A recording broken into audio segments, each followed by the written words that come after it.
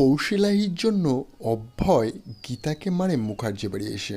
বন্ধুরা, আমরা গীতার চলন্ত পর্বে দেখতে পাবো যখন গীতার স্কুটি নাম্বার দেখে অভয় মনে করে ফেলে এবং সে এক মুহূর্ত লেট না করে তার দিদির কথা অনুযায়ী চলে আসে গীতার মুখার্জি বাড়িতে। এক দল গুন্ডা এবং একদিকে গীতা, একদিকে অভয়।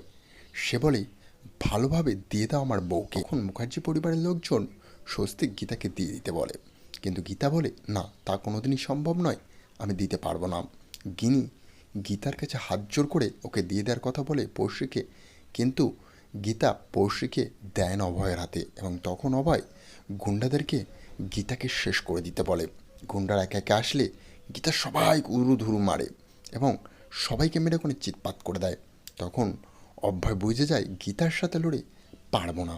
তখন সঙ্গে সঙ্গে অভয় বলে, দিদিকে ফোন করে সবাইকে মেরে ফেলছে, আমি কি করবো এবার? তখন দিদি বলে, চলে আয় বাড়ি, আমি দেখে নিচ্ছি। অভয় সঙ্গে সঙ্গে গাড়িটা নিয়ে পালাতে গেলে গীতার সামনে চলে আসে। গীতা বলে, এত সহজে তুমি পালাবে? আমাকে মারার জন্য এসেছিলে না?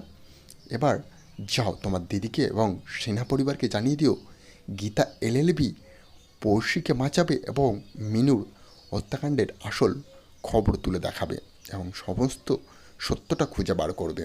তখন অভয় ভয় থেকে পালিয়ে যায় এবং গিয়ে দিদিকে বলে, গীতার সাথে লড়া এত সহজ নয়, সে যতই হোক মারপিট করতে পারে এবং সে লড়ে একাই সবাইকে মেরে ফেলেছে। তখন অভয়ের দিদি আধারা বলে, আমি সমস্ত প্ল্যান দেবো, তুই কাজ করবি এবং মিনুকে এখান থেকে সরিয়ে দে।